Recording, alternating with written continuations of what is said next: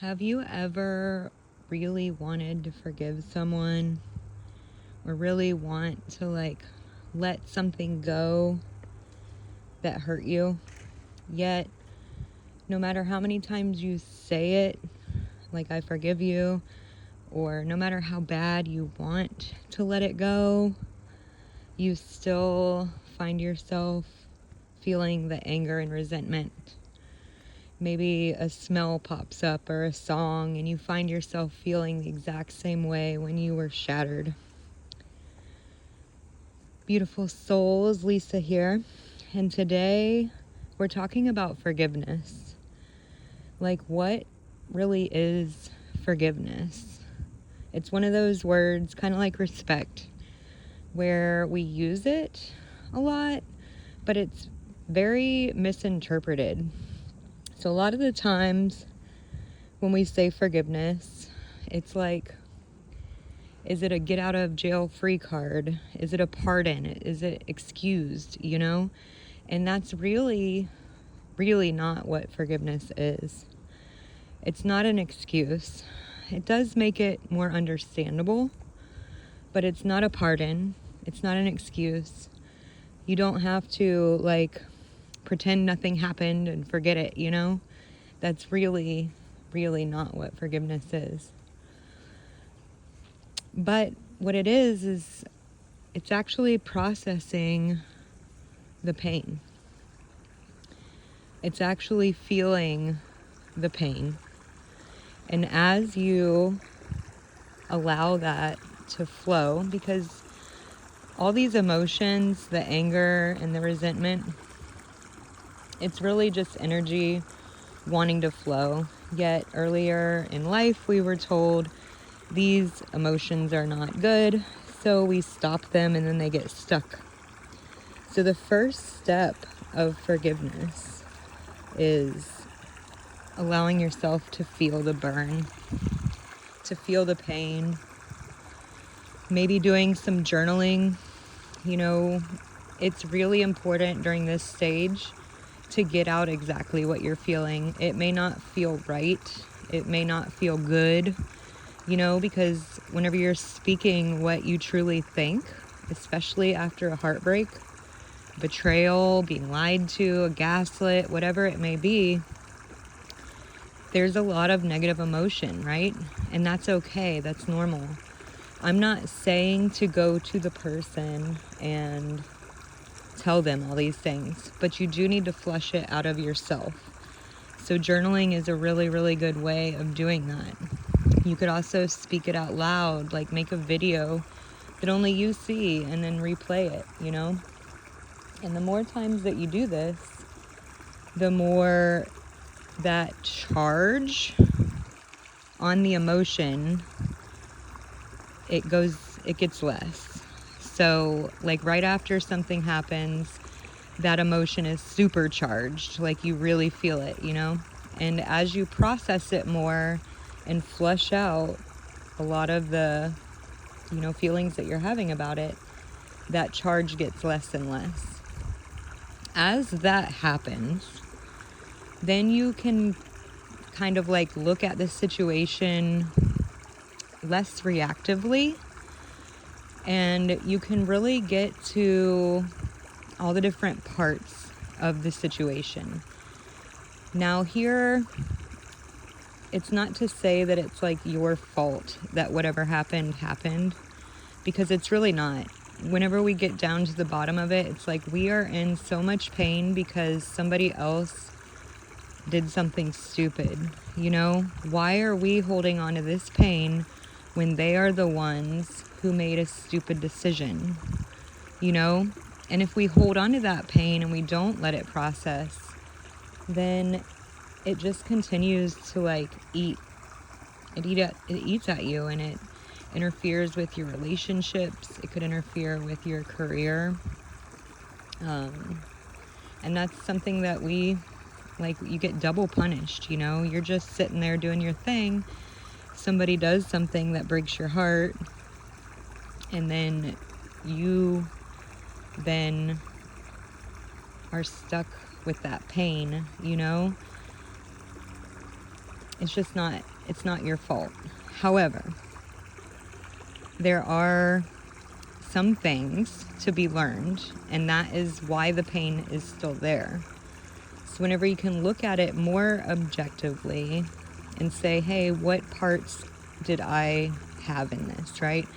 So some examples of this may be ignoring red flags, not speaking up for yourself, whenever you knew you should have said something and you didn't. So really going back and replaying your part in what happened. And then you can start being more expressive with your boundaries. You stop ignoring red flags and call them out, holding people accountable. All of these things build up that muscle, your strength, your emotional strength. And at some point, there was self-abandonment here. Like, you gave them the power over you. Like, if they don't behave a certain way, then you're not okay, right? And that is a dangerous place to be, because humans, we make mistakes. We all have pain. We react from that pain, and it causes more pain. And this is just something that happens. But if we feel that pain and we get aware of our part in it, like, where was I a pushover? Where was I settling for breadcrumbs when I actually wanted more? And this is something that whenever you're doing your journaling, reading it back to yourself, it should shed some light onto where you are settling for less than what you feel you deserve. So, yeah, the first step is to feel the pain, to flush out all of the negative things that you really want to say but can't because it's not acceptable, Allow yourself to just let it out. You don't have to share it with anyone, but let it out. Process that pain, flush it out, decharge the emotion, so you can get to a place where you can look and see, hey, I missed these red flags and I should have said something right here. That's where the gold is. So then you learn kind of where you gave your power away, where you abandoned yourself, and then you make different choices in the future. All right, and that part's scary.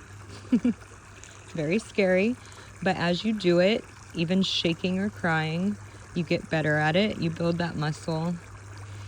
And then the anger and the resentment that you were holding on to kind of just vanishes throughout this process. It's like a natural side effect of going through this is that you don't have that resentment and that anger anymore. You don't want revenge. The revenge is replaced with compassion. Because in this, you kind of get to see where, let's say somebody betrayed you and then gaslit you about it. And it just crumbled you, right? So you can think of a time where maybe you've done something not so great and then was ashamed of it. So then you chose to, instead of owning it, kind of gaslight. And if you can put yourself back into that situation, why you did that,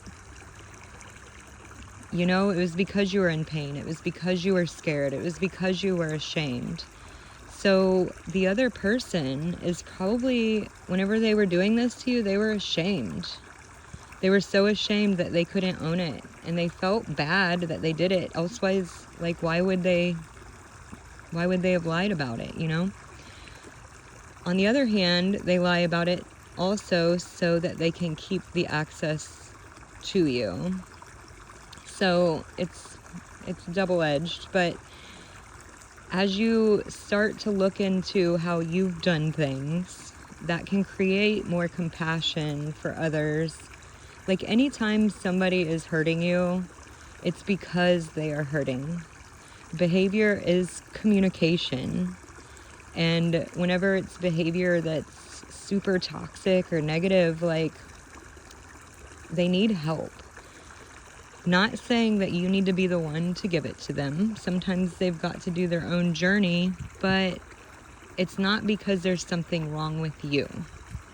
And I think that's the last piece of this, is that whenever something like this happens to us, it breaks us. Number one, because we abandoned ourselves and we gave them our power.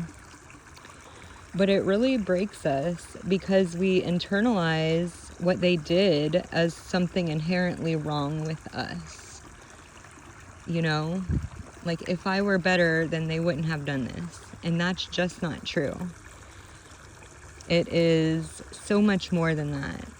It's, what are they going through that they're not talking about? You know, like, and like I said, it's not your job to fix them. However, if you can understand that they didn't do it because you're a bad person or just to, like, screw you over, you know, they did it because it was the best thing that they knew how to do at the time, as bad as it may be.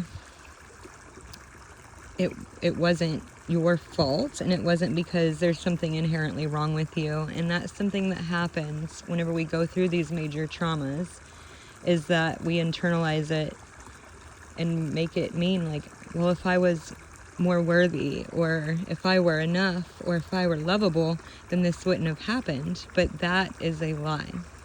So, going through this process, and you know, they say time heals all wounds, but if you're not doing the work in that time, I am here to tell you that a trigger will happen and it'll feel just like it's happening again, and it can be 10 years later. Like, so doing this work, in addition to time, it does take time to feel it, to discharge the emotion, to actually become aware of how you've abandoned yourself. That's really the key. Where did you make them more important than you? Where did you settle? What red flags did you miss? Where were you not speaking up for yourself? These are the diamonds you will find in this process. And they will take you from being heartbroken to unfuckwithable. I hope this helps. Bye.